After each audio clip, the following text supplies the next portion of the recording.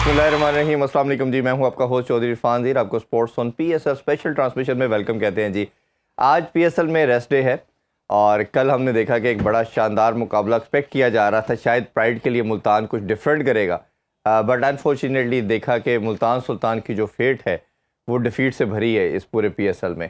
और एक दफ़ा फिर एक बहुत ह्यूज मार्जिन से आलमोस्ट 7 विकेटों से उनको डिफीट हुई पेशावर ज़ल्मी के हाथों। इस पर भी बात करेंगे और ये भी देखेंगे कि जो बाकी 5 टीमें हैं वो सब इस दौड़ में शामिल हैं कि जो पीएसएल के अंदर प्ले ऑफ का मरला है उसमें शामिल होने के लिए, तो उस पर भी आज डिस्कशन करेंगे। डिस्कशन के लिए हमारे साथ मौजूद है जी one and only Umar Iqbal. अस्सलाम वालेकुम उमर भाई, ठीक ठाक है? आप खैरियत से? अल्हम्दुलिल्लाह जी, आप बताएं आप ठीक ठाक? जी अल्हम्दुलिल्लाह। सबसे पहले उमर भाई हम ज़रा पॉइंट टेबल की तरफ बढ़ते हैं क्योंकि बड़ा इंटरेस्टिंग हो गया, सब इस हंट के अंदर आ चुके हैं, उस पर बात करते हैं फिर आगे प्रोसीड करते हैं जी। अगर हम देखें जी पॉइंट टेबल की तरफ तो कोयटा ग्लैडिएटर जो है वो 8 मैच खेल चुके हैं, 5 जीते हैं, 2 हारे हैं, एक उनका बारिश की वजह से ड्रॉ हुआ था, 11 पॉइंट है उनके। इस्लामाबाद यूनाइटेड दूसरे नंबर पे है, वो भी 8 मैचेस खेल चुके हैं, पहले ये टॉप पे थे, अब 3 match consecutive back to back हारे हैं और इनके भी 10 पॉइंट हैं। तीसरे नंबर पे कराची किंग्स है जी, ये भी 8 मैच खेल चुके हैं, 5 जीते हैं, 3 हारे, इनके भी 10 हैं।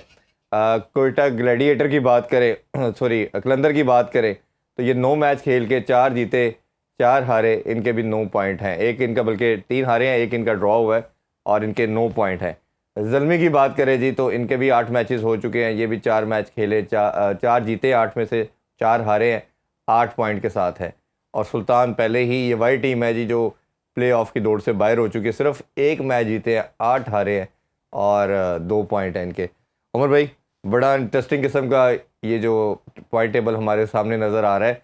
अब अच्छी चीज़ कह लें, इंटरेस्टिंग सबसे चीज़ जो कह लें वो ये है कि ज़ल्मी के जो 2 मैच हैं, एक उनका कराची के साथ है, एक लाहौर कलंदर के साथ है, और दोनों से जीते हैं तो ये क्वालिफाई कर जाते हैं। अगर दोनों में से कोई किसी एक से भी हारते हैं तो ये फिर इनके लिए मुश्किल हो सकता है जर्नी, और फिर ओबियसली रन रेट भी आ सकता है। तो ये इस लिहाज से बड़ा इनके अपने हाथ में अब कंट्रोल, अब ये इनके इफ़ एंड बट वाली सिचुएशन नहीं है, वो उससे जीते वो उससे हारे, वो नहीं है, इन्होंने जीतना है और इन्होंने क्वालिफाई करना है। तो आपको क्या लगता है ये जो 4-5 साइड है इनमें से कौन सी आपको लगता है कि बाहर हो सकती है?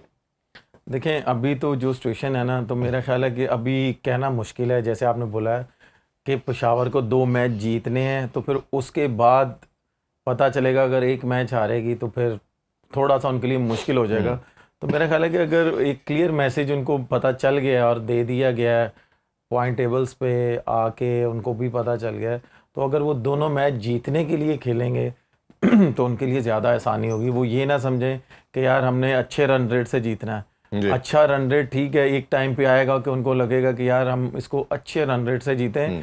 अगर कल को दूसरी टीम आती है, जैसे लाहौर की टीम अगर अच्छे रन रेट से जीतती है, तो रन रेट पे अगर बात आए तो हम लोग रन रेट हमारा इतना अच्छा हो कि हम क्वालिफाई कर लें। लेकिन पहले आसानी से उनको ये काम करना है कि चाहे हम आखिरी बॉल पे जाके जीतें, पहले उनका माइंडसेट ये होना चाहिए कि चाहे आखिरी बॉल पे जाके जीतना है या हमने पहले जीतना, हमने पहले 2 मैच विन करने हैं, उसके बाद सारी चीज़ें डिसाइड होंगी।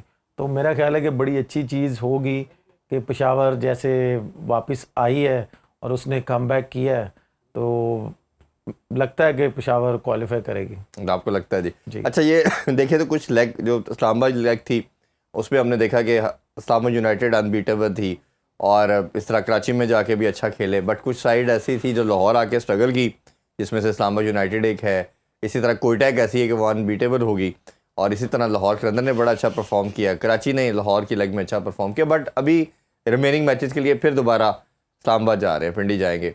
तो आपको लगता है कि उन पिचेस के ऊपर भी फिर फैक्ट आएगा, जो कम्बिनेशन था जिन प्लेयर को ये टीम को सूट करती है, जो पहले सक्सेसफुल थी वही दोबारा सक्सेसफुल होंगी?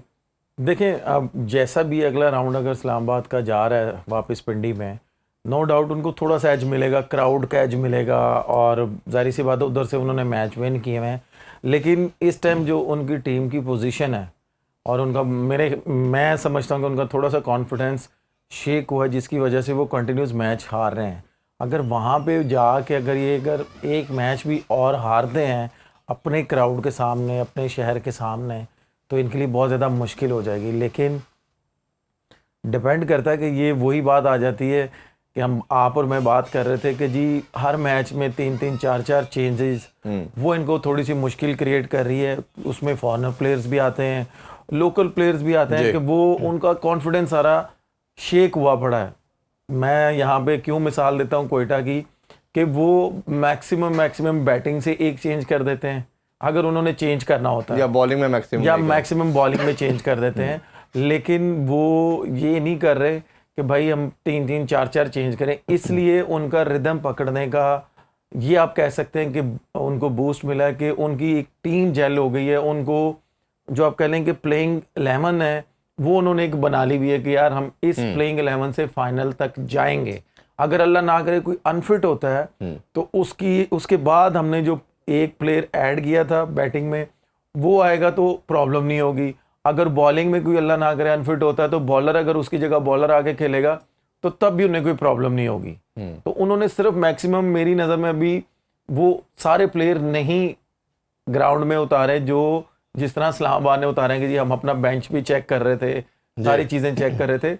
उन्होंने अब वो बेसिकली, क्योंकि मैं खुद खेलता हूँ ना, उनका माइंड सेट होता है कि भाई हमने टूर्नामेंट के एंड तक जाना है, फाइनल तक जाना है, फाइनल का माइंड होता है उनका, और उसमें वो ये चाहते हैं कि हम लोग फाइनल खेलें और उसको विन करें।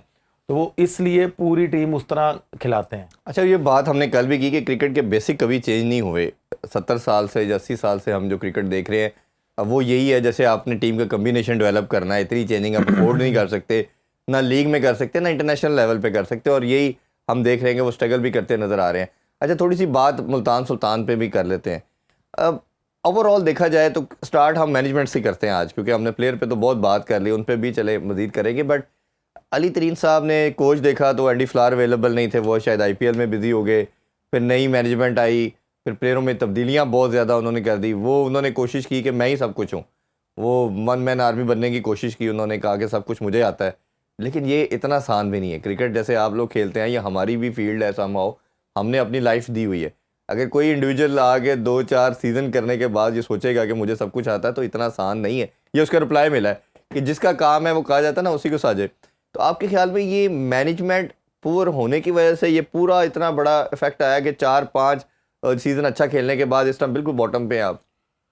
देखिए, इस पे तो मैं बात नहीं करूँगा। वो किस लिए, ठीक है वो टीम ऑनर है, उनको टीम ऑनर ही रहना चाहिए और इस तरह की चीज़ों में उनको नहीं इन्वॉल्व होना चाहिए। उनकी एक अपनी सेल्फ रिस्पेक्ट है और वो कभी भी उसको ख़राब नहीं होना चाहिए और वो ना होने दें प्लेयरों के आगे या कोचिंग स्टाफ के आगे।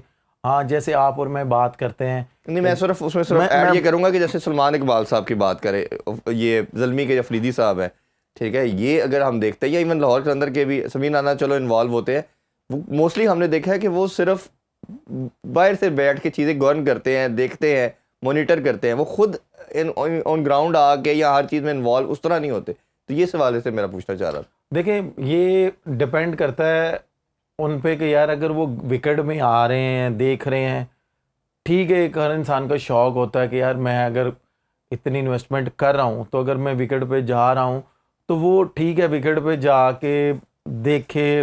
पहली बात तो ये है कि उनको शायद मेरी नज़र में इतनी उन्होंने क्रिकेट नहीं खेली होगी, फर्स्ट क्लास भी नहीं खेली होगी कि उनको आइडिया हो विकेट का, और आइडिया होने के बाद वो जाके टीम में इंटरफेरेंस करे। मेरा नहीं ख्याल वो करते होंगे, जितना मैं उनको देखता हूँ। इवन यहाँ पे गनी क्लास में टूर्नामेंट हुआ था, इनकी टीम आई थी, तो ये इवन टीम के डगआउट में भी नहीं बैठते थे।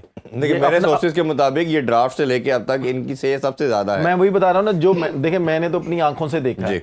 ये जब गनी क्लास टूर्नामेंट हुआ था ना डिफेंस में, तो यकीन माने कि ये डगआउट में भी नहीं बैठते थे, ये सेपरेट एक जगह जाके खड़े हो जाते थे कि भाई वसीम भाई को कह देते थे, मोहम्मद वसीम को, कि भाई आपने टीम के कोच हैं, आपने चलानी है टीम, ठीक है। लेकिन शायद वो इस शौक से जाते हो कि शायद मैं ज़रा विकेट देखूं, फिर वो उनकी जो अकेडमी है शायद उसमें थोड़ा सा इंटरफेयर करते हो। लेकिन मेरा नहीं ख्याल ये लीग में करते होंगे इतनी, क्योंकि ये पाकिस्तान की one of the best league है और उसके बाद जो इनका कोचिंग स्टाफ है वो बड़ा प्रोफेशनल है। अगर ये उसमें इंटरफेयर करेंगे, उसमें माशाल्लाह हमारे फॉरनर कोच भी हैं, लोकल कोच भी हैं, तो मेरा नहीं ख्याल वो बात सुनते होंगे। अगर तो अब्दुल रहमान ही थे, बाकी तो हमें कोई इस तरह इनका नजर नहीं आता। इनकी टीम में फॉरनर कोच भी हैं जिनके साथ में श्रीलंका लीग भी वो हमारे हेड कोच रहे हैं, तो ये नहीं है। लेकिन ये है कि वो मेरा नहीं ख्याल कि वो इंटरफेयर करते होंगे कोचिंग स्टाफ। लेकिन इनका जो पहले कोर था कोचिंग में, जैसे मुश्ताक अहमद थे, एंडी फ्लावर थे, जब मोहम्मद वसीम भी डगआउट में नजर आते थे, बट 2-3 लोग जो पहले कंटिन्यूसली चल रहे थे इस दफ़ा वो नज़र नहीं आए। अच्छा, थोड़ा सा अगर हम बात अब टीम पे भी करें, अरे मोहम्मद रिजवान, हमने बहुत बात की कि पॉइंट टेबल पे नंबर 1 है, लेकिन अगेन अपनी टीम उनकी बॉटम पे है। कल भी खैर कोई ख़ास इनिंग तो वो कल नहीं दे पाए, स्टार्ट भी नहीं दे पाए। तो आपके ख्याल में क्या लगता है ये मोहम्मद रिजवान पे किस तरह का प्रेशर बिल्ड हो रहा है? और ये इवन लीग के इंटरनेशनल के लिए तो बात कर ही रहे हैं हम लोग कि ये शायद जिस तरह ड्रॉप हो चुके हैं T20 में, आपको लगता है कि ये अब इनका जो T20 का कैरियर है एज ए प्लेयर भी, या आगे फ्रेंचाइज भी इनको सोचेगी कंसीडर करते हुए? देखिए अभी तो नहीं, अभी तो आप कह लेंगे आईसीसी में ये टॉप 10 में चल रहे हैं, वनडे में, T20 में। अभी तो नहीं, एक सीज़न में अगर बुरा गया है तो ये नहीं मैं कह सकता कि जी आगे फ्रेंचाइज सोचेंगी या टीम सोचेगी। लेकिन हाँ, इस लीग में रिजवान को इस तरह का परफॉर्म करना चाहिए था, टीम को साथ लेके चलना चाहिए था कि ये T20 में कहते हैं कि यार मैंने कमबैक करना है। जैसे टेस्ट मैच में ये ड्रॉप हुए, सरफराज ने अगर स्कोर किया तो उसके बावजूद ये डोमेस्टिक में गए, परफॉर्म किया, फिर इनको चांस मिला तो फिर इन्होंने पलट के नहीं देखा, फिर इन्होंने ऐसा परफॉर्म किया कि ये टेस्ट मैच में भी कंटिन्यूस खेलते रहे जी। इसमें इनको ये चाहिए था कि जैसे इन्होंने पहले मैच में कीपिंग की, उसके बाद इन्होंने कीपिंग नहीं की। हाँ, कल लास्ट मैच में हमें ठीक कल है, देखा और हमने। मैं बड़ा शॉकिंग हुआ हूँ कि कल इसने कीपिंग की।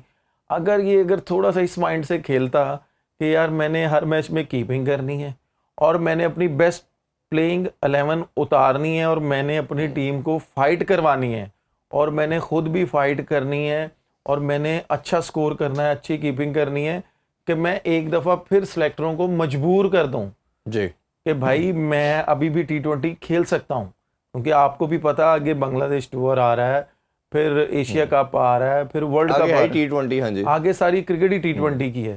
तो इसको ये सोचना चाहिए था कि बजाय इसके कि ये कीपिंग छोड़ के एज ए फील्डर और एज ए बैट्समैन खेले। आप ये देखें कि जब ये पाकिस्तान टीम में भी होता था तो ये मेरा ख्याल है कि एज ए 3-4 मैच ये एज ए बैट्समैन खेला है, जी, लेकिन उसके अलावा ये as a wicket keeper batsman खेला है। ऐसा ही है। तो इसको यहाँ पे भी सोचना चाहिए था। इससे ये होना था कि इसकी अपनी टीम को बहुत ज़्यादा फ़ायदा होना था, अपने आप को तो होना ही होना था, अपनी टीम को इसका फ़ायदा होना था कि जैसे इसने आई गेस 3 से 4 दफ़ा फाइनल खेली, एक दफ़ा चैंपियन करवाया इसने, तो इस बार अगर ये राउंड में भी चले जाता ना तो ये बेस्ट प्लेयर होता तो ऑटोमेटिकली सेलेक्टरों ने मजबूर होना था इसमें कि भाई ठीक है, हमसे कुछ भी हुआ, हमने तुम्हें रेस्ट दिया, ठीक है, आपने परफॉर्म कर दिया, आए जी आप अच्छा खेलें। उमर भाई, ये हमने इस पे बहुत बात की है। आपको, आपके ख्याल में ये जो एक माइंडसेट जो था कि रन्स टॉप पे आ जाना, रैंकिंग में आ जाना, हम चले मीडिया के लोग तो समझते थे, इस पे हम आवाज़ उठाते रहे कि इसको छोड़ दे, इम्पैक्टफुल इनिंग्स की बात करें, जिससे टीम जीत रही है उसकी बात करें। अब ये टीम से भी ड्रॉप होना शुरू हो गए हैं। ये ड्रॉप हुआ, बाबर ड्रॉप हुआ, शाहीन ड्रॉप हुआ, हारिस रऊफ ड्रॉप हो चुके, ये जो पहले नहीं होता था। अब आपके ख्याल में ये जो प्रेशर जो अब सोशल मीडिया में, अवाम भी नाराज़ है, अवाम ने भी अब ये बात करना शुरू कर दी कि भाई हमें कोई आपका 50-60 नहीं चाहिए, हमें वो चाहिए जिससे टीम जीतती है। तो इसी तरह ये रिफ्लेक्ट हो रही है इनकी लीग क्रिकेट के अंदर भी। आपके ख्याल में अब ये प्रेशर इन पे आएगा कि भाईजान अब अगर हमने टीम में कमबैक करना है या खेलना तो टीम को जिताना है, अपने माइलस्टोन जो है ना वो लोग अब उसको फ़ौरन पकड़ लेते हैं? देखें, ये तो इनको ऑलरेडी पहले से मैसेज मिल गया हुआ था, क्योंकि सोशल मीडिया इतना फास्ट हो चुका हुआ है, मीडिया इतना फास्ट हो चुका हुआ है कि हर प्लेयर, छोटे से छोटा प्लेयर को मैसेज मिल जाता है, चाहे कुछ भी वो करे ना, मैसेज मिल जाता है। मेरा ख्याल है कि इनको बहुत पहले अपनी क्रिकेट चेंज करनी चाहिए थी, बेसिक्स पे रह के जो मर्जी करते, लेकिन गेम चेंज ना करना ये इनके अपने हाथ में होता है, चेंज करना इनके अपने हाथ में होता है, ठीक है। लेकिन बात वही आ जाती है कि आजकल की मॉडर्न डे क्रिकेट जब तक आप नहीं खेलेंगे तो आप अपने फैंस के और जो दूसरी टीमों के फैंस भी होते हैं वो आपकी तरफ कभी भी नहीं आते। वो यही कहते हैं कि यार इस बंदे ने अपनी गेम चेंज की है और ये करना चाह रहा है, अगर इससे नहीं भी हो रहा ना तो जो क्रिकेट को देखने वाले लोग हैं ना, समझ जाते हैं लोग, वो समझते हैं कि यार इसकी गेम पहले ये थी और ये चेंज कर रहा है तो इसको थोड़ा सा टाइम लगेगा, हम इसको इतना मार्जिन देते हैं। अगर वो नहीं चेंज कर पा रहा तो फिर आप जो देखने वाले लोग होते हैं, आप जैसे लोग होते हैं, वो कहते हैं कि यार नहीं ये गेम इसकी स्किल लेवल इतना ही इसका स्किल लेवल है, इसको बोलो कि यार वापस उसी पोजीशन पे आके उसी तरह ये क्रिकेट खेले, अपने इर्द गिर्द वालों को साथ साथ खिलाए। अच्छा, ये एक इसमें जिंदा मिसाल है जो रूट है कि वो स्टार्टिंग में उसने चेंज की क्रिकेट, ठीक है, वनडे में वाइट बॉल क्रिकेट में उसने चेंज तो कर ली, जी। उसने स्ट्रगल टेस्ट मैच में शुरू कर दिया। इंग्लैंड क्रिकेट बोर्ड ने उसे बोला कि भाई हमें वनडे के T20 के प्लेयर हमारे पास बहुत हैं, हमारे पास टेस्ट के प्लेयर नहीं है। हाँ। उन्होंने उनको वापस टेस्ट में लेके टेस्ट मैच खिला रहे हैं। उन्होंने कहा जी आप टेस्ट वाली इनिंग्स खेलें, लेकिन आप ये देखें कि उस प्लेयर का तभी पता चलता है कि अगर वो टेस्ट क्रिकेट भी खेल रहा है ना तो वो किस स्ट्राइक रेट से खेल रहा है। जी जी जी, बिल्कुल ऐसे मैं ठीक ये है, कहने लगा था कि वो अगर 70 बॉल खेल रहे हैं तो उसमें वो 65 कर रहे हैं या 68 कर रहे हैं वो स्कोर, वो इस तरह के स्ट्राइक रेट से खेल रहे हैं कि वो फिर भी इंग्लैंड क्रिकेट बोर्ड को मजबूर कर रहे हैं कि भाई नहीं, अभी चैंपियन ट्रॉफी खेले हैं वो। मैं वही बता रहा हूँ कि वो मजबूर कर रहे हैं कि भाई मैं खेल सकता हूं, लेकिन इंग्लैंड क्रिकेट बोर्ड उनको कैसे यूज करता है, क्योंकि वो स्पिन डिपार्टमेंट को बहुत अच्छा खेलते हैं। जैसे चैंपियंस ट्रॉफी पाकिस्तान में हुई थी, इसके अलावा दुबई में हुई थी, उनको ये पता था कि यार हमारे बैट्समैन सारे हिटर हैं, ठीक है, और उनका जो कोच था उसको ये पता था कि भाई यहाँ पे हमारे सारे बैट्समैन हिटे मारने वाले नहीं चल सकते, यहाँ पे प्रॉपर बारी लेने वाला भी एक होना चाहिए। आप ये देखें कि जो रूट जब यहाँ पे है उसने प्रॉपर बारी भी ली है, इंग्लैंड टीम को एज ए बैटिंग यूनिट वो साथ लेके चले हैं। तो इस तरह हमारे प्लेयरों को भी सोचना चाहिए और हमारे जो क्रिकेट बोर्ड में लोग बैठे हुए हैं उनको भी सोचना चाहिए, और जो हमारे सिलेक्टर्स हैं उनको भी सोचना चाहिए कि भाई कौन सा प्लेयर किस स्क्वाड में फिट होता है। अगर वो नहीं चेंज कर पा रहा तो आप उसको उस स्क्वाड में रहने दें। अच्छा, ये उसी के बरक्स अगर दूसरी तरफ हम कॉन्ट्री देखें तो नए लड़कों की बात करते हैं। नवाज हसन खेले, आल्दो सक्सेसफुल पहले नहीं रहे, मैच जिताया, अभी इरफान खान न्याजी आ गए, साहबजादा फरहान की तो हम बहुत प्रेज़ कर ही रहे हैं। आपके ख्याल में ये जो लड़के हैं इनको समझ आ गई है क्या T20 की कैपेसिटी में? अगर चले हम बात कर लेते हैं कि यार ये जो हमारे सीनियर हैं वो इस तरह की क्रिकेट नहीं खेल रहे जिससे पाकिस्तानी फैंस भी और विक्ट्रियाँ भी नहीं मिल रही, हमने अगर आना है तो हमने इसी तरह की ब्रांड ऑफ क्रिकेट खेलनी है। आप उनसे सेटिस्फाइड है? देखें, अभी मैं अगर साहबजादा फरहान की आप बात करें ना तो मैं उससे बहुत ज़्यादा सेटिस्फाई हूँ। वो इसलिए कि उसने अपनी गेम चेंज की है, ठीक है। वो मैं उसको 4डे में भी देखता हूँ तो वो 4डे को 4डे की तरह खेलता है, ठीक है। ये नहीं कि उसका समझ लें कि जी वो 150 बॉल खेल के 60-70 कर रहा है, नहीं, वो भी उसका भी जो रूट वाला हिसाब है कि भाई 150 बॉल खेला है तो उसने 130-140 करना है उसने, ठीक है। वनडे खेलता है तो वनडे की तरह खेलता है, वो T20 खेलता है तो T20 की तरह खेलता है, ठीक है। उसने अपनी गेम बहुत ज़्यादा इंप्रूव की है, जो कि वो जब इंटरनेशनल क्रिकेट में गया था उसमें उसने बहुत ज़्यादा स्ट्रगल किया, उसके बाद वापस डोमेस्टिक में आया, फिर उसने इस तरह का परफॉर्म किया कि फिर समझ लें कि उसको फिर एक टूर मिला, उसने फिर वहाँ पे जाके उस तरह का परफॉर्म नहीं किया, लेकिन टच नज़र आया उसमें कि यार ये इसने गेम चेंज की है। उसके बाद वो फिर वापस आया, फिर उसने बल्कि वर्ल्ड रिकॉर्ड बना दिया कि भाई इसने कितने 100 कर दिए, एक मंथ के अंदर 400 कर दिए, ठीक है। फिर PSL में आया, PSL में उसने इतना चेंज कर दिया। बाकी जो प्लेयर्स हैं मैं इनको थोड़ा सा अभी आप कह लें कि जब तक ये कंटिन्यूस परफॉर्म नहीं करते 5 मैचों में इस तरह का परफॉर्म नहीं करेंगे ना तो आप कह सकते हैं कि थोड़ा सा है तो टफ इनके लिए, क्योंकि ये अगर करेंगे तो ऑटोमेटिकली जो इनके सीनियर प्लेयर है ना, बात ये कि एटलीस्ट इंटेंट तो नजर आ रही है ना। लेकिन इंटेंट की बात नहीं है, इंटेंट तो आपको भी मैं बोलूंगा ना, आपको जो पोजीशन है आप भी जाके ना बैट घुमाना शुरू कर देंगे, ठीक है।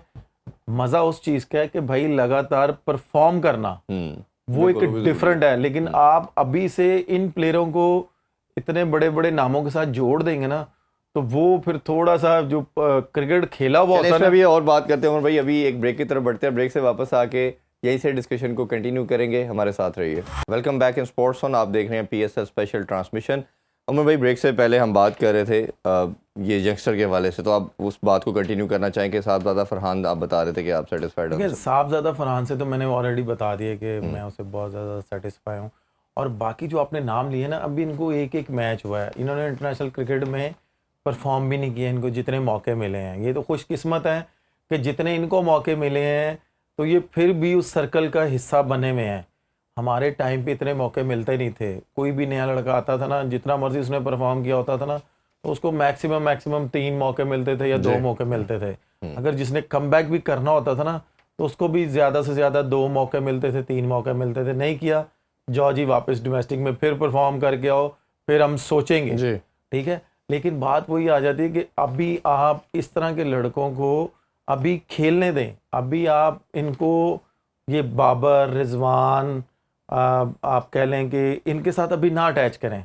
ठीक वो है। क्योंकि इन्होंने पाकिस्तान के लिए बहुत ज़्यादा स्कोर किया हुआ है, बहुत ज़्यादा रन्स किए हुए हैं।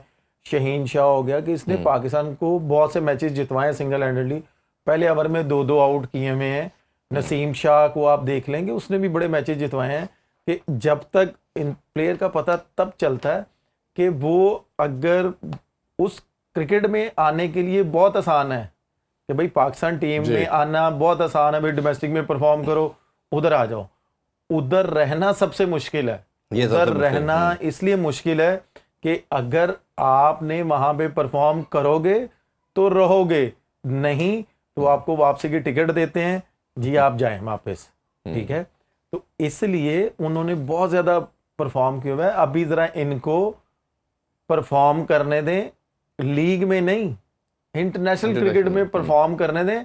उसके बाद आप इनको रिमार्क्स दीजिएगा। ये भी खैर पॉइंट ऑफ डिस्कशन पे आएगी ना बात के टीम में आते हैं तो खिलाया जाता है, उनके नंबरों पे खिलाया जाता है, ये सारी ये भी बातें, ये भी खैर हम आगे देखेंगे। अच्छा, ये जो सिलेक्शन का क्राइटेरिया पीएसएल के आने के बाद चेंज हो गया, जितनी मर्जी हम बात करते हैं जी 4 डे की क्रिकेट की वैल्यू है, डोमेस्टिक की वैल्यू है, काजम ट्रॉफी की वैल्यू है, बट हमने देखा ऐसा कुछ भी नहीं है। वैल्यू किसकी है? सिर्फ पीएसएल की है। ये आप भी जानते हैं, हम भी जानते हैं। अब इससे कोई एग्री करता है नहीं करता, वो तो फिर उसकी मर्जी है। इससे आप क्या लगता है कि ये पाकिस्तान क्रिकेट को फ़ायदा हुआ है या नुकसान हुआ है? सर ये देखें कि जब पाकिस्तान की टीम, जब हम लोग भी खेलते थे, हम लोगों से पहले भी जो हमारे लेजेंड थे, तो पाकिस्तान की टीम से कोई खेलने से डरता था कि यार इनको कैसे पकड़ें। उस वक्त तो पीएसएल नहीं होती थी, उस वक्त तो इतना T20 भी नहीं होता था। उस वक्त अगर T20 होता था तो वो रीजनों का होता था। जी रीजन में, हर रीजन में कम से कम 7 से 8 टेस्ट प्लेयर खेल रहे होते थे। ऐसे ही। लाहौर की तरफ से मुझे अच्छे तरीके से याद है कि 10 इंटरनेशनल प्लेयर खेल रहे होते थे। सिर्फ एक प्लेयर खेल रहा होता था, इमरान अली, वो सुई गैस का बॉलर था, कि वो समझ लें कि वो कहता था कि भाई मुझे आप किस बेस पे बाहर बैठाओगे। वो T20 में इतनी अच्छी बॉलिंग करता था, और 10 हम इंटरनेशनल प्लेयर खेल रहे होते थे लाहौर की तरफ से। ठीक है, और आप ये देखें कि अगर उस वक्त पाकिस्तान टीम से कोई खेलने से डरता था, उसकी मेन रीज़न क्या थी? उसकी मेन रीज़न ये थी कि जो डोमेस्टिक से परफॉर्म करके आता था ना, 4 डे में, 1 डे में, T20 में, क्योंकि उस वक्त हमारी जो डोमेस्टिक क्रिकेट थी ना, वो बहुत तगड़ी थी। ऐसे ही।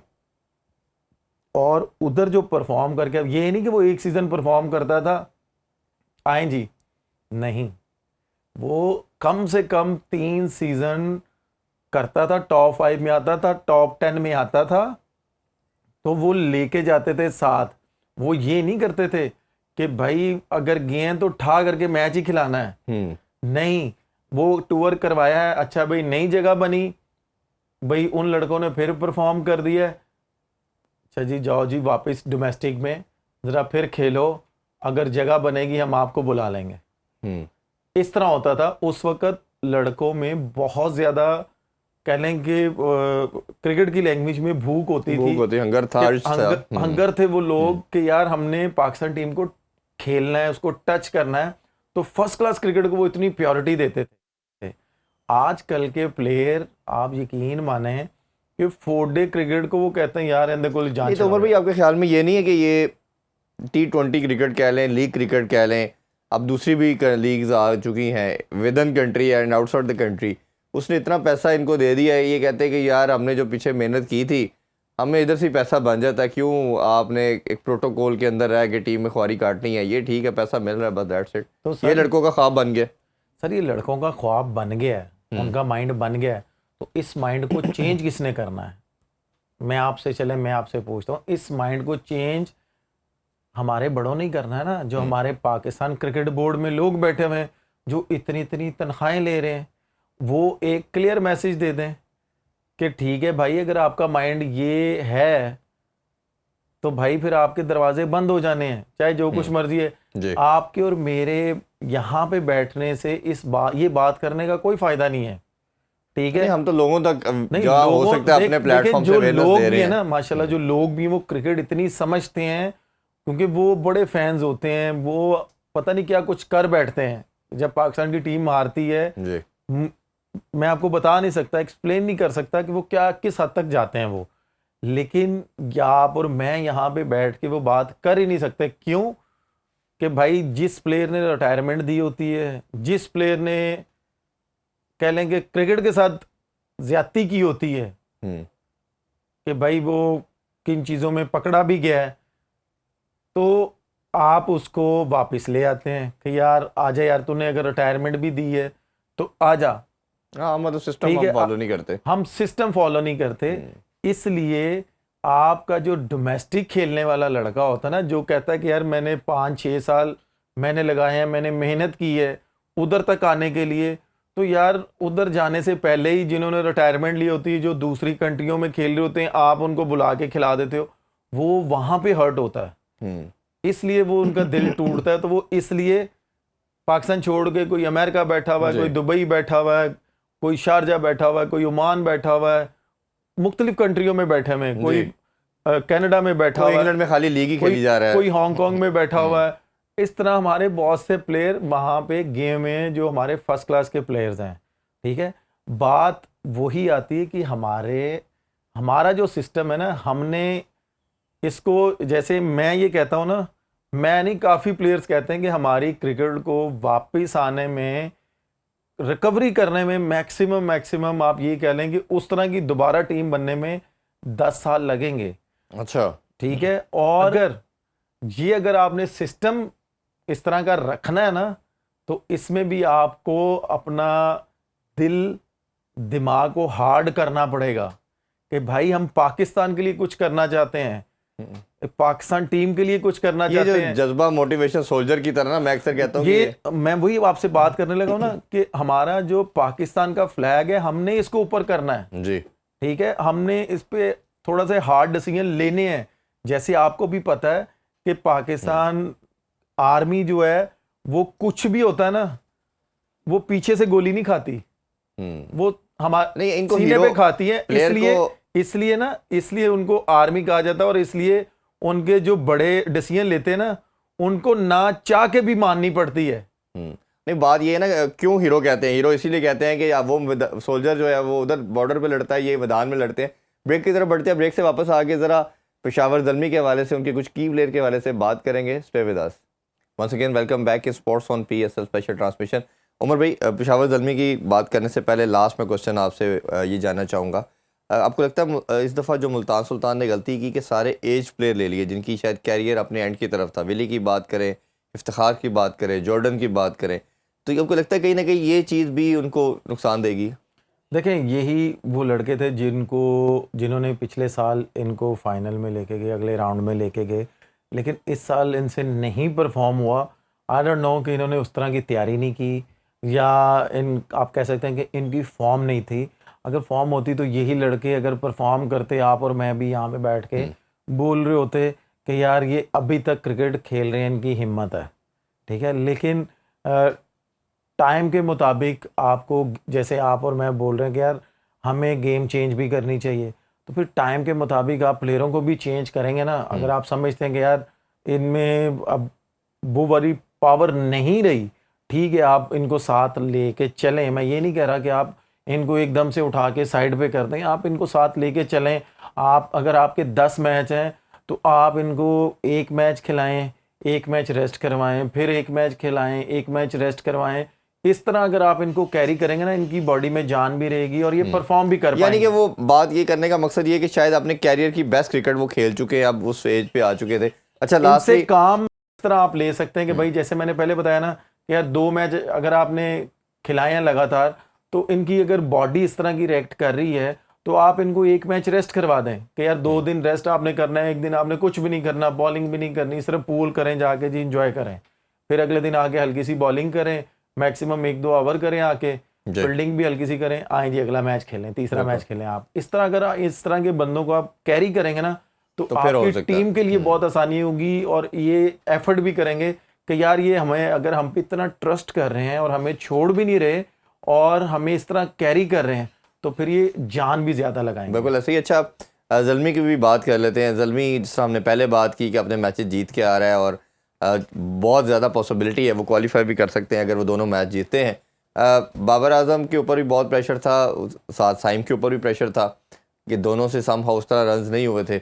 साइम की पहले बात कर लेते हैं। साइम हमें बेहतर शेप में नज़र आए, अच्छी फ्री फ्लोइंग शॉट खेल रहे थे। जो मैं एक चीज़ नोटिस कर रहा था, आपने बताया कि बैलेंस आउट हो रहा है, कल वो पाँव पे खड़ा होकर शॉट्स खेल रहा था, जो आपने टेक्निकली चीज़ एक पॉइंट आउट की थी, तो हमने बेहतर नज़र आया। 49 शानदार किया, लेकिन मुश्किल पिच था। तो आप उसकी परफॉर्मेंस को कैसे एनालाइज करते हैं? देखिए, जब आप अगर उसका क्लिप निकाल के देखें ना, साइम का, जब उसका कैच ड्रॉप हुआ है, उस वक्त उसका आगे वाला हिस्सा ना हवा में था, सिर्फ एड़ी नीचे लगी हुई थी, इसलिए उसका एज लगा। ठीक है, उसके बाद आप उसके जितने मर्जी शॉट निकाल के देख लें कि उसके दोनों पाँव की बेस बहुत अच्छी बनी हुई थी, और उसकी बेस अच्छी बनी हुई थी, और वो जिस मर्जी बॉल को अपनी मर्जी से खेल रहे थे, उसके पास इतना टाइम था।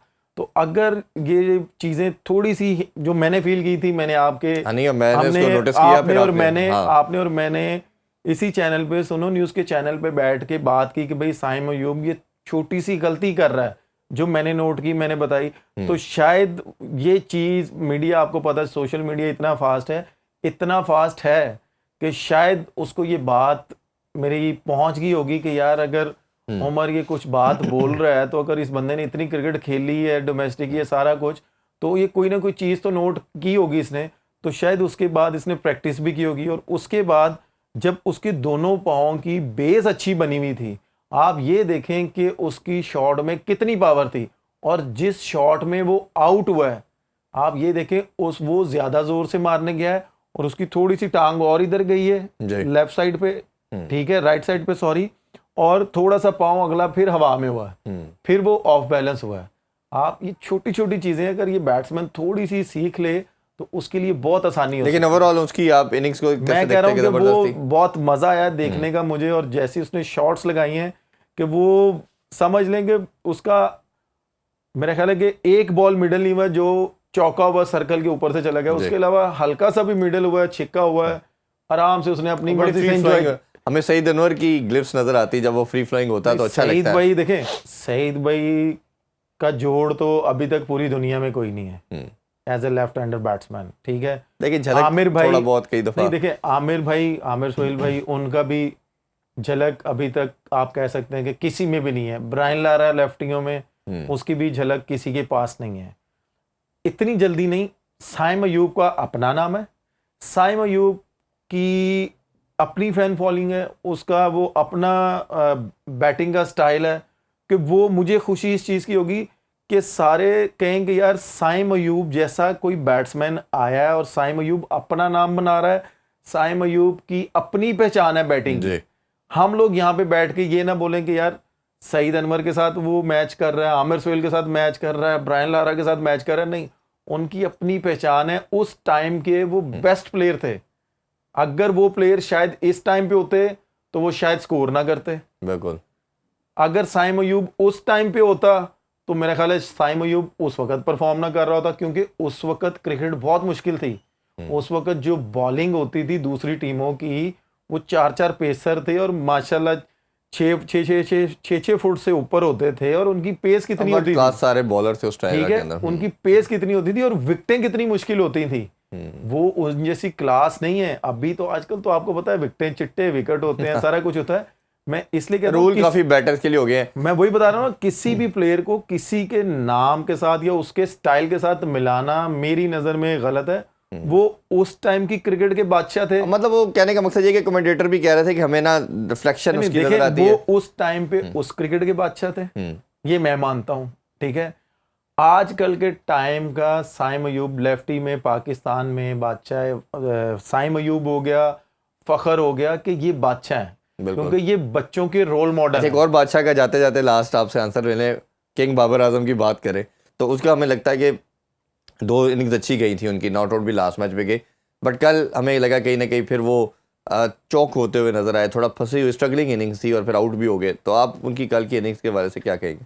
नहीं देखिए, मैं तो सिर्फ जैसे मैंने पहले भी बात की थी कि आप उसकी चाहे वो क्लिप भी निकाल के देख लेना, तो उसकी जो 2 इनिंग्सें थी ना, उस वक्त वो बॉल को अपने पास आने दे रहा था। अगर आप कल के मैच की इनिंग्स देखें ना, जिसपे वो आउट हुआ है, उसका बल्ला बहुत आगे चला गया था, अब पैडों से बहुत आगे चला गया था कि वो आगे से पकड़ने की उसने कोशिश की है, तो इसलिए वो बीट हुआ है। अगर उसी बॉल को वो अपने पास आने देता तो उसके लिए वो बॉल खेलना बहुत आसान था।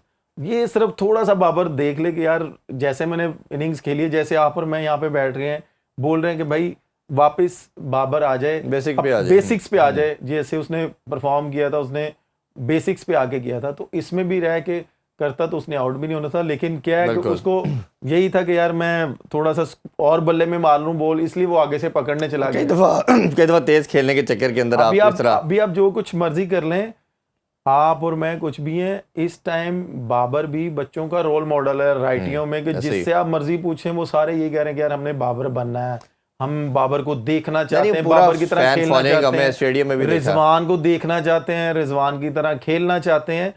इन्होंने अपनी पहचान बनाई है आजकल के क्रिकेट में। बिल्कुल, इस पे हम और मजीद बात करेंगे। अभी प्रोग्राम में हम इजाज़त लेते हैं जी। बहुत शुक्रिया अमर भाई आपके टाइम का। इंशाल्लाह कल आप लोगों से दोबारा मुलाकात होगी सेम टाइम पे। अपना बहुत ख्याल रखिए। अल्लाह हाफिज़। पाकिस्तान जिंदाबाद।